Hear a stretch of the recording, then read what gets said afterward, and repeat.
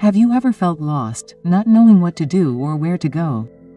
Have you ever been through such difficult times that you thought you would never get over them? If so, this video is for you. Today we are going to talk about something that will definitely help you see life in a different way. But before we start, I want to know what was the biggest challenge you have ever faced in life and how you overcame it. Leave your answer here in the comments, because your story could be the inspiration someone needs today. And if you are already going through a difficult time or starting over, leave a like below, because that way you show me that this content is touching your heart. And if you are not subscribed yet, subscribe to the channel and activate the bell, because here we share stories that transform lives. Now come with me and together we will understand how even in the most difficult times there is always a path of hope waiting for us. She was 45 years old and her heart was as silent as an empty house on a Sunday afternoon. Her name was Marta, and it didn't matter how much the world outside was going on at an accelerated pace. Inside her, everything seemed paralyzed, as if time had stopped at the exact moment her life fell apart. Marta lived alone in a small, simple apartment, but full of memories that insisted on hurting. Every object, every corner seemed to tell a story she would rather forget. The old photos on the walls no longer received any attention. The coffee she made every morning was more a habit than a desire. And her faith, that faith that once made her sing inside the church, now slept silently inside her chest, covered by a sadness she no longer knew how to name. The wounds did not come from just one day. They were small falls, small betrayals, small withdrawals. First, there was her marriage that fell apart silently, like a house of cards falling without making a sound. Then, the distance from her children, each trying to find their own path and losing her in the process. And finally, loneliness, the kind that no one sees, the kind that presses in at night when the lights go out, and the only sound is that of the clock, marking the passage of time, which seems to take nothing away. Marta learned to smile at her neighbors, to say, "I'm fine," when they asked, but deep down, she carried an invisible pain, the kind that no one understands, the kind that we learn to hide for fear of appearing weak, for fear of not being heard. She no longer sought miracles. She had learned to live with little, to expect less from people, to not create expectations. But there was one question that wouldn't leave her alone. Is this it? Is life over here? Some days, this question came as a whisper, other days as a deafening scream. And at those times, Marta wondered where God was. Did he still hear the prayers she said between muffled tears on her pillow? Did he still care about someone who had already lost everything, even the will to try? What she didn't know was that the answer would come from where she least expected it, not from outside, but from within, not from her, but at the right time. Because sometimes it's at the bottom of the well that we find the rock on which to build a new story. And this story would begin on a seemingly ordinary day, a day like any other, one of those days when nothing seems different. Marta woke up early, as always, made coffee, as always, but there was something in the air, something she still couldn't name, a restlessness, a calling, something that life seemed to be trying to tell her, even if subtly. And it was on that day, precisely on that ordinary day, that the first step would be taken. Not with big promises, not with ready-made answers, but with a silent decision, to not give up completely, to listen to her heart once more, to open a gap, however small, so that hope could enter again. Because even without knowing it, Marta was about to discover that there was still life after the silence, after the pain, after everything. That day, something in Marta weighed differently. It was as if the air was thicker, as if the silence in her house said more than any words. She walked slowly around the room, as if she were walking inside her own mind. And it was there, in front of the bookshelf, which she hadn't touched in years, that something caught her attention. A small notebook with a blue cover, dusty, forgotten, among so many others. It was an old prayer journal. Marta hesitated before opening it, but curiosity was stronger than fear. The pages were yellowed, full of written words, with a faith that seemed to have belonged to another person, from another life. She read in silence, with her chest tight. There were the dreams she had already buried, the requests she had made with tears, the promises she believed God would one day fulfill. Each line was a mirror. And in it Marta saw herself before the pain. It was like waking up from a long sleep. Reading that notebook didn't make her jump for joy, nor did it fill her with sudden hope, but it rekindled a spark, a small light. That night, instead of hiding in her room with the TV on, Marta did something she hadn't done in a long time. She knelt down next to her bed and spoke to God. It wasn't a pretty prayer. It didn't have fancy words. It was sincere and raw. Lord, I don't know how to live anymore, but if you still have something for me, show me. I'm here. She cried a lot, but for the first time in a long time, she felt like she wasn't crying alone. It was as if the whole sky was leaning down to hear what the world had ignored. And that moment, so simple and intimate, was the first thread of the rope that would begin to pull her back to life. In the following days, Marta began to pay attention to the little things. The birds singing in the morning, the smell of coffee being brewed at her neighbor's house, the breeze coming through the window, things that had always been there, but that she had never noticed. One day, while walking to the bakery, she passed a lady who was handing out leaflets in the square. She was from the local church. Marta, on impulse, joined a support group called Women Starting Over. It was just a printed sheet, but those words resonated with her. Starting over. That kept ringing in her head all day. Starting over. It was still possible. That same week, she decided to go without any great expectations, without telling anyone. She put on her most modest clothes, put on a soft lipstick and walked to the church. When she entered the hall where the group met, she felt butterflies in her stomach, as if she were out of place, but she was greeted with a smile, a hug and a welcome that didn't sound mechanical. It was sincere. She sat in the back and listened to stories of loss, betrayal, abandonment, deep pain, so similar to her own. And there, listening to other women speak with tears in their eyes, something inside Marta began to break. It wasn't the pain, it was the fear. She finally understood that she wasn't alone. As she was leaving, one of the women approached her and said, "You have a sparkle in your eyes. You just need to wipe the dust off." Quote. Marta smiled for the first time, an effortless smile. And when she returned home that night, with the pamphlet folded inside her bag, she didn't turn on the television. She sat on the sofa, opened the Bible that had been forgotten on the shelf, and read a verse at random that made her shudder. "Behold, I make all things new." Revelation chapter 21 verse 5. Marta closed her eyes and in that instant she felt a new beginning. In the days that followed that first meeting with the group, Marta began to notice a subtle change within herself. It was as if she were relearning to walk step by step, stumbling at times, but never giving up. The mornings were no longer as heavy as before. There was still a shadow. It's true. But now there was also a timid desire to move forward. She allowed herself small victories. Making her own breakfast, making her bed, taking care of the plants that had been wilting for months. Each gesture was a silent protest against abandoning herself. And that, however small it may seem, was immense. The church group had become a refuge. Marta began attending the meetings every week. At first, her voice was choked up, full of pauses, as if she were searching for words in a deep well. But with each meeting, her voice became firmer, more truthful. She shared her story, her losses, her loneliness, the moments when she thought about giving up, and in return, she heard other stories that strengthened her. It was as if each woman there was a mirror of different versions of herself.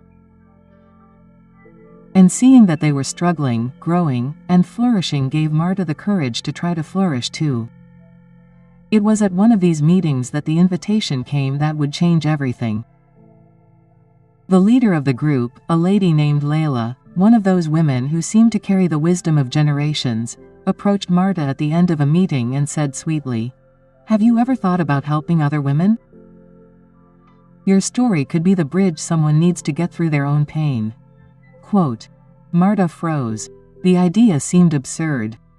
She still felt so fragile, so broken. How could she help someone if she hadn't even managed to rebuild herself completely? But Layla smiled and added, "That's exactly why, because you know what it's like to be at the bottom, and that gives you the authority to reach out." That night, Marta didn't sleep. She kept thinking about those words. Deep down, there was something burning inside her, an old desire, buried under the rubble of pain, the desire to be useful, to make a difference, to transform what hurt her so much into something that could heal other people. And for the first time, she began to see that maybe her story really did have a greater purpose. She accepted the invitation. She started helping out behind the scenes, organizing chairs, making coffee, writing down the names of new participants. Simple things, but they made her eyes shine. Then she began to accompany other women, to listen to them, to walk with them through their pain, not as someone who has all the answers, but as someone who knows the labyrinths of the soul and can point out a way out. And with each woman she helped, Marta felt something inside her being healed too. It was as if by reaching out her hand, she was also touching the wounded parts of her own heart. It was during this process that Marta discovered a new passion, writing. She began to write down in a notebook the stories she heard, the lessons she learned, the verses that touched her soul, the prayers that were now once again part of her routine. This notebook became an extension of her heart. One day, when sharing a passage of a text with the group, one of the women suggested, "You should turn this into a book." Marta laughed in disbelief, but the idea stayed there, and like a seed planted in fertile soil, it began to germinate. Marta then understood that starting over was not just about getting over the pain, it was about building something new with everything she had experienced, the loss, the abandonment, the loneliness, none of that would be forgotten. But she also no longer needed to define who she was. All of that would be part of her story, yes, but now as pages she had overcome, not as prisons. The pain that had once made her think about giving up was becoming a tool, and that was too powerful to ignore. As the months went by, Marta became a reference in the group. Other women sought her out, wanted to hear her story, asked for advice, cried on her shoulder. She was no longer invisible, no longer that dim woman who walked the streets with a lost look in her eyes. Now she shone with a light that did not come from the absence of pain, but from the courage of having faced it all with her head held high. And so she began to see that what God was doing was not just a restoration, it was a complete transformation. The years passed and with them a lot changed. Marta was no longer the same. On the outside, she might still be the woman with a calm face, a shy smile, and a serene gaze. But on the inside, she was a different person, strong as the trunk of a tree that had withstood all storms. She had crossed the desert of her soul and was now walking in a field of flowers that she herself had cultivated with her tears, her faith, and her courage. The notebook, which began as a few scribbles, became a book entitled When Pain Teaches You to Bloom. The work came to life in an almost miraculous way. A Christian publisher became interested after one of Marta's texts went viral on social media, shared by one of the women in the group. She wasn't looking for fame, she didn't write for applause, but God had bigger plans. The book found other women in their own abysses. It touched hearts that needed a word of hope. And soon, Marta began to be invited to speak at churches, conferences, and women's gatherings. She told her story not as an invincible heroine, but as someone who had been restored by divine love. Once, when she went up on stage in front of hundreds of women at a conference, Marta looked at the packed auditorium and felt a lump in her throat. Not because she was afraid to say it, she had already overcome it, but because of gratitude, because she remembered the woman who one day couldn't even get out of bed, because she thought about how many times she doubted herself, God, and life. Now, there she was, a living witness that everything can change when we place the pieces of our soul in the hands of the potter. She took a deep breath and began, "My name is Marta, and one day I wanted to give up, but today I'm here to tell you that the end you fear can be the beginning of what God has dreamed for you." The audience fell silent, and some tears fell. Other women smiled in agreement, seeing themselves in that story, because Marta's pain was not unique, it was universal, but the way she was transformed gave her hope. After the talk, a young woman approached her. Shy, with tears in her eyes, she held Marta's book to her chest and said, "I was going to give up today, but God used your voice to reach me." Marta hugged herself tightly, and there, in that hug, did you understand? All the pain she had experienced, all the desert she had crossed, had not been in vain. She no longer lived for the past. Now, her focus was on the present and how it could be used to impact the future of other women. Marta founded a social project in her city called Florescer, which offers psychological support, workshops, lectures, and spiritual guidance for women in situations of emotional vulnerability. It was her way of multiplying what she had once received and of giving back everything God had done for her. The relationship with her daughter, which had previously been cold and distant, was also restored. Over time, the wounds were healed. The love, previously stifled by pain, was able to breathe again. Marta's daughter began to accompany her to some lectures, helped at events, and was even inspired to study psychology. She said that she wanted, just like her mother, to help people find their way again. Marta also found love again, not romantic love. That had not yet arrived and perhaps was no longer so important, but love for life, for herself, for God, a mature, firm love that is not shaken by storms. She learned that she no longer needed to wait for someone else to complete her. She was already whole. Because those who find their purpose also find peace, and that is more valuable than any passing passion. In her last notes, Marta wrote something that deeply touched those who read it. Pain was the place where God found me. Loneliness was where He taught me to listen to His voice. And restoration came, not when everything was perfect, but when I understood that even though I was imperfect, I was already loved. This phrase was printed on the back cover of her second book, an even more profound work, where she spoke about emotional healing, the light of faith. Today, anyone who looks at Marta sees a woman full of light. But this light was not born from the absence of darkness. It was born from her confrontation, from diving into pain, from the daily choice not to give up, and from the trust that God writes beautiful stories from the torn pages of our soul. And so Marta kept walking firmly, leaving trails of hope wherever she went, because she understood, like few others, that true victory is not about never falling, but about getting up every time with more faith, more purpose, and more love. Perhaps, while listening to Marta's story, you felt something tighten inside your chest. Maybe you remembered moments when you also felt lost, without ground, wondering if life would ever have color again. It's strange how certain stories get through to us, isn't it? As if they spoke directly to us, as if they put into words what until now we only felt in silence. If that's what happened to you, I want to tell you something. You're not alone. Not at all. How many times have you put a smile on your face just says not to worry anyone? How many times have you laid your head on the pillow and thought, I can't take it anymore? Maybe you've hit rock bottom and felt like no one saw you down there, that no one noticed your pain, your silent screams, your hidden tears. Marta went through this too, and maybe that's exactly why her story resonates so much within you, because deep down you're also tired of being strong all the time. You're also trying to pick up the pieces, trying to understand where everything went wrong and if there's still time to start over. And I assure you, there is still time, yes, because while you breathe, there's hope.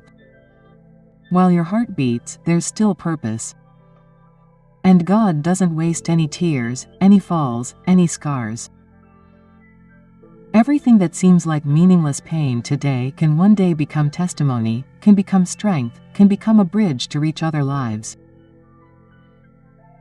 But it starts within you, in the decision to not give up, to get up, even with shaking knees, to keep going, even without having all the answers. Sometimes, the greatest act of courage is to simply keep going, to take the next step, to believe that, despite everything, God is still writing your story and that it's not over. Even if it seems like silence, even if you think He has forgotten you, the truth is that He has never stopped taking care of you. Sometimes God's care comes disguised as a process, in the form of waiting, silence, and painful new beginnings, but He is right there by your side. Now you don't have to pretend that everything is fine. You can admit that you are tired. Oh, that you feel afraid, that you have lost faith in yourself. Oh, that you don't know where to start. But you don't have to face this alone. Oh, seek help. Get close to people who lift you up. Allow God to enter the most broken areas of your heart, because it is there, exactly there, that He acts with the most power. Do you know that phrase from Marta? Restoration came, not when everything was perfect, but when I understood that even though I was imperfect, I was already loved.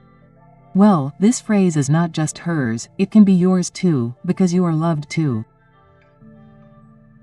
Even with your flaws, even with your past, even on the days when you feel like you're no longer worth anything, your worth doesn't change with the mistakes you've made, or with what people have said about you. Your worth lies in the one who created you. And the creator of the universe decided that you're worth it, that your life matters, that your story still has incredible pages ahead. So, take a deep breath, look ahead, take another step, start over, rebuild, renew your faith, because just like Martha blossomed after the desert, you can blossom too. Maybe not today, maybe not tomorrow, but in the right time it will happen. And when it does, you'll look back and understand. It wasn't in vain. If you've made it this far in this video, it's because there's still a flame inside you. No matter how small it is, it's still burning. Protect that flame. Feed it with faith, with truth, with love. And never forget, the same God who restored Martha is the God who wants to restore you too. Now listen to me with your heart, because what I'm going to tell you may be something you've needed to hear for a long time. You don't need to have all the answers right now. Sometimes we put too much pressure on ourselves to understand everything, to make the right decision, to not make mistakes again, as if life were an exact equation, where each step has to be perfect.